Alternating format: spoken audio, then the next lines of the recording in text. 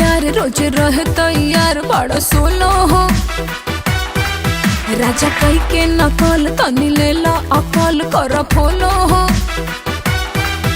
अरे हमके न जाना तारू गलत फेमी न मारू हले पे न दे हम सास जाती हो खबुतारू। राजा बोला तनी कम बाटे बोलिए मैं दम देखो हमारा से तनी को तू जाबर जाबर जाबर धनिया चारा से कला तानी का भर देहदा गलिया चूम के हाबर हाबर।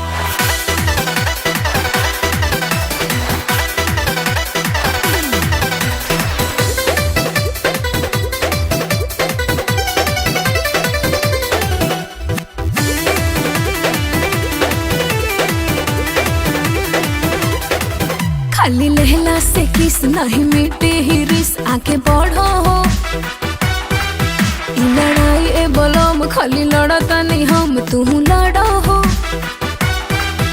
ए हो बिना जनले सुनाय धनिया कुछ न भाखो मर्द पे 100% कॉन्फिडेंस राखो। तोहर ना सपोर्ट भई काल अखरोट उठ